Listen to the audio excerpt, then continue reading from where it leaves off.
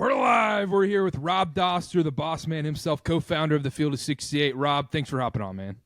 What was that? Hold on. Do that again. Do that intro again. You haven't been here. Clearly this guy, man, we do this show on the Field of 68, and he hasn't listened to one. This is a show. This is what we do every time.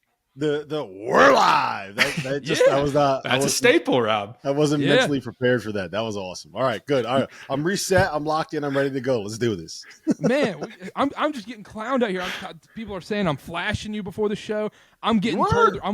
And then meanwhile, I'm getting a text. Randolph Childress is coming up to me in South Carolina, being like, "Yo, Carter's jump shot is broke." Rob wanted me to tell you that. So, can I tell you the background on that? What I don't think you realized is that the stream that was set up was live when all of that was happening. So we're sitting there watching you shoot, and I saw you brick like 4 in a row, a couple air balls. I was like, RC, you got to tell this dude he can't shoot. I was screwing around out there. Well, I knew they had the stream going and everything. Yeah, and RC, man, he like sat me down like he was going to tell me like I had cancer or something. He was like, "Hey, man, we got to talk." I was like, all right. But anyhow, hey, thanks for hopping on, man. You ready for this weekend? You ready for Saturday, BYU UConn? I am. I'm excited about it because it's finally a test for UConn, right? Like they had New Haven in the opener, and they walked through that thing. I think they won by 24, and they never at any point looked like they took the handbrake off, right? Then the next time out, they played UMass Lowell, and that game was officially a knockout after about 6 minutes, right? They were up 44-3 at one point, and then the last 28 minutes of that game was garbage time. I think that's the most garbage time I've ever seen in a basketball game. And then on Monday night, you got a little bit of both. Against Columbia, they went on one of those monster runs. I think it was a 27-4 run to close out the first half. Went into the break up 24, and then again, just never came out of neutral in the second half. So being able to get a real test against a team that has similar size, length, athleticism, talent is something where I want to see where this team is, right? I want to see this is what I call a gauge game, right? You can kind of figure out who they are going to be in on Saturday and then on Wednesday night when they host Arizona. Well, let's get your thoughts on BYU real quick, Rob. Up to this point of the season, obviously 3-0, win over Villanova in Vegas. Maybe a bit closer than people thought it should have been. And then last night, a rough showing in the first half against Delaware. Then a big correction to win by about 17 there. What are your thoughts on BYU initially this season, bringing all this talent in to the program? I think they're still kind of trying to figure out how to make it all work together, right? Like it's hard when you have a guy like AJ Dybantsa who has spent his entire career kind of being the guy that everything runs through. And he's supposed to be the offensive hub and the guy that has all of these touches and the guy that makes all of these plays and kind of gets all of these isolations. And now you got a point guard in Robert Wright who also wants the ball in his hands and is kind of a pick and roll heavy lead guard. And you got a guy in Richie Saunders who's going to run off screens and kind of need stuff built around him. So I think that they're still trying to figure out exactly how to make all of the pieces fit. And we saw this a little bit last year, right? It took a little bit of time for KY to get that group to the point where they were playing at their best. And once it clicked, once he figured out, like, look, we need to be bigger and more physical and more athletic at this level, then that's when they kind of hit their stride. So I think that there's some moving parts there that they're trying to put all together. But I challenge you to find a big three in college basketball that is better on paper than Robert Wright, Richie Saunders, and AJ Dybantsa. I don't know if you can. So going forward this season, what do you think the peak is of this BYU team? Because initially it's been shaky at times and everything, but like you said, it should, come into fold and everything. What do you think the peak is for this team? Do you think they're a true title contender up there with the Purdues and Houstons and UConns of the world? I would say probably more like a Final Four threat. And if you get to that final weekend, anything can happen. But I think that there are other teams. And to be frank, after watching pretty much all of the top 25 teams play a game this weekend, I'm kind of – it might be a hot take, but I think that Alabama and Louisville were the two most impressive teams that I've seen so far. And I'll put them up there. Houston we'll see because they still haven't really been tested yet.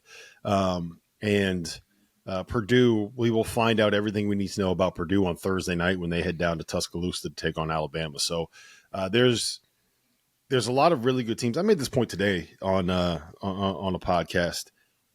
I think that this is the best college basketball has been since I've been covering this, like the most talent that there's ever been in the sport, because you have guys like Yaxel Lindenborg and Tahad Pettiford and Alex Condon and Milos Uzan and all of these dudes that probably should be in the NBA right now or bouncing between the NBA and the G League, they're back. You have all of these Europeans that are 22, 23 years old coming over and playing. You have a freshman class that is better than any freshman class that I've ever seen.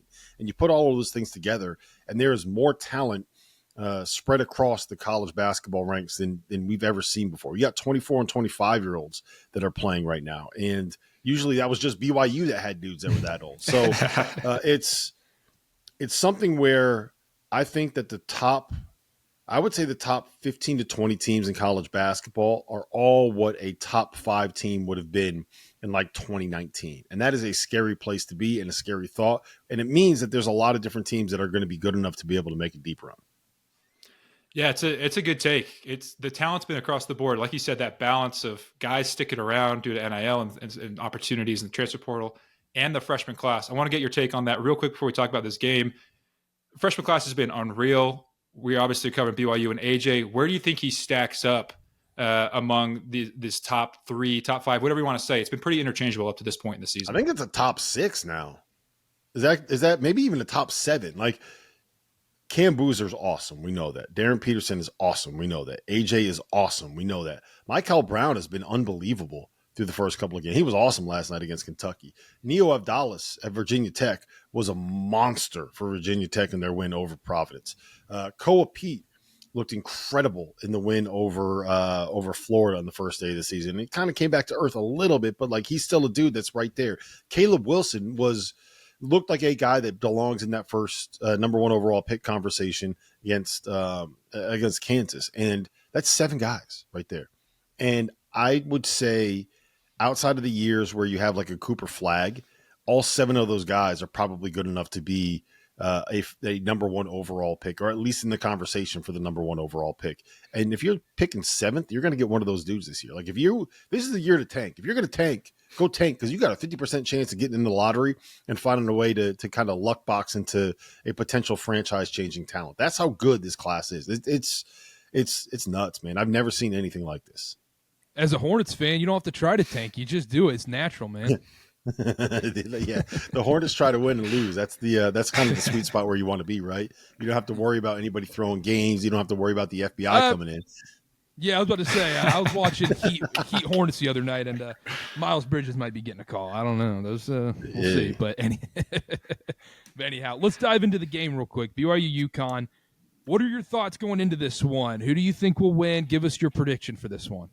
So I think the key from the UConn side is going to be, it's 2 things. It's 1, who matches up with Rob Wright and who matches up with Richie Saunders, right? I think that UConn's backcourt is a little bit smaller.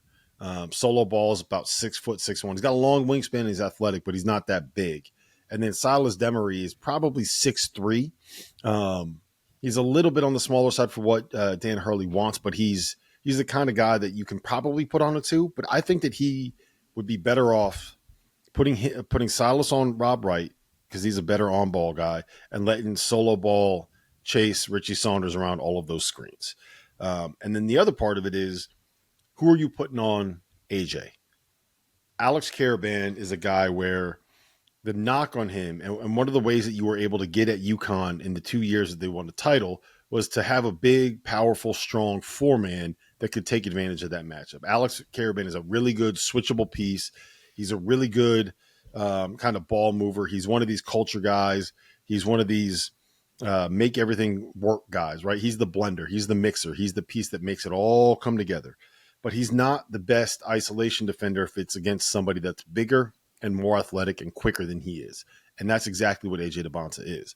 So I think what they'll probably do, at least if I was making the game plan, I would probably have Jalen Stewart and Jaden Ross start on him because those guys are combined going to have 10 fouls, because you lose less with one of them off the floor because they're probably going to split minutes at the 3.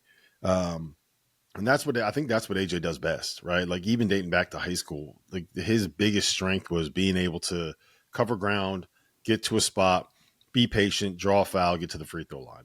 That's why NBA teams really like him, because he does all the stuff that you're supposed to do at the NBA level. So that to me is going to be the 2 things that will determine whether or not UConn can get enough stops to win this game. Who's going to guard who on the perimeter, and who are you putting on AJ Dybantsa to try to slow him down and keep him in check? On the BYU side, the biggest weakness that we've seen from this team is defending tough action. A lot of pick and roll gives these guys trouble. There's no one better at it really in college basketball than Dan Hurley drawing up offense for this UConn team. What do you see as the key for the Cougars to slow down this UConn offense? The best thing that you can do to really take UConn out of what they want to do, it's two things, right?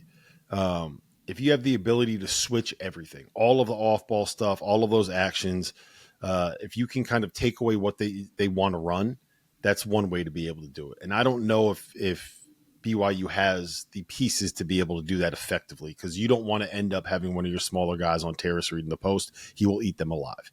The other option is, if you have a big rim protector in the basket, this is what Creighton used to do so well and why UConn struggled with them, is completely overemphasize going over every one of those screens, whether it's a ball screen, whether it's a DHO, whether it's like a kind of off-ball action where you're trailing around a screener. It's go over everything. Don't let them get to the three-point line. Don't let them get a shot off.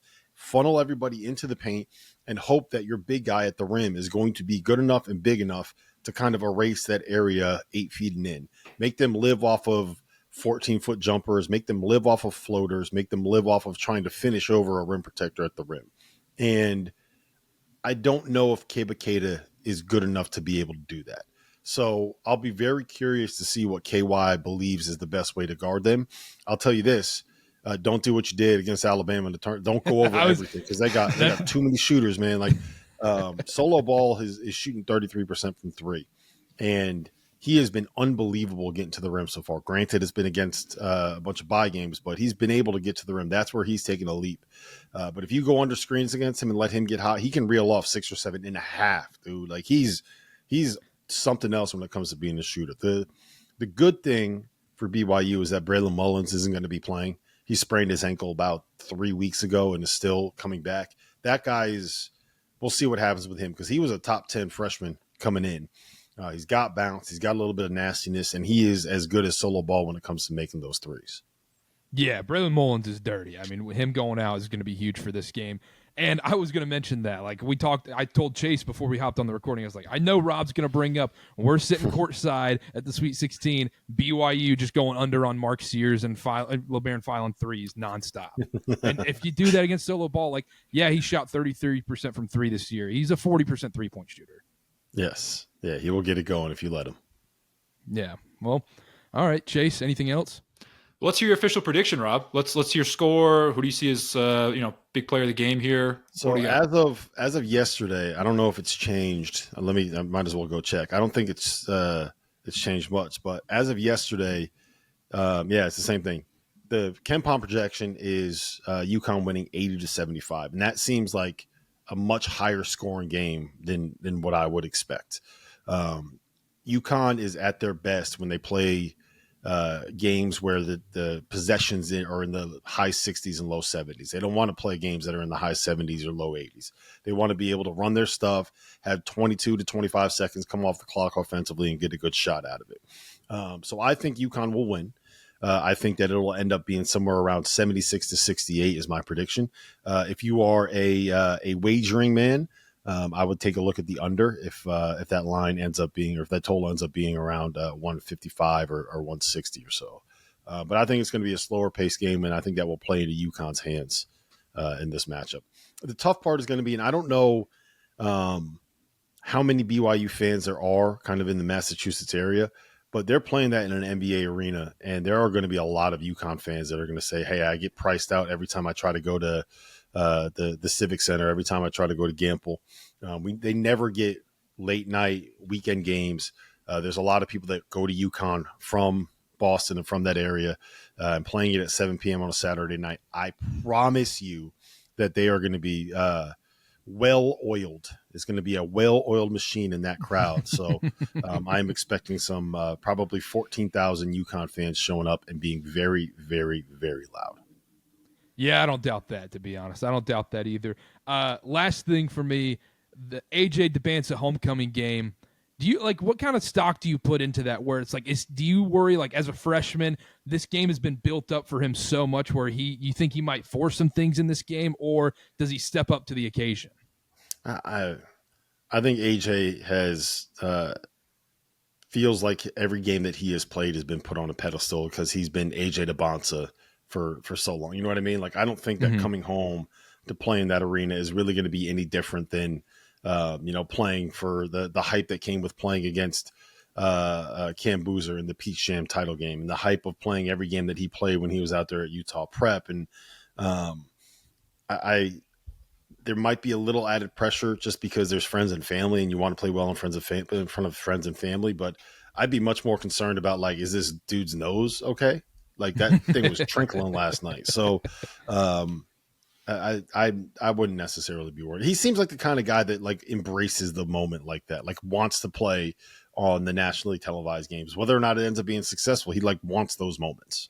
That's the weird part about all these freshmen now. They all embrace it. Like all 7 of those dudes are just ready for this, and it's so weird seeing 18-year-olds like that.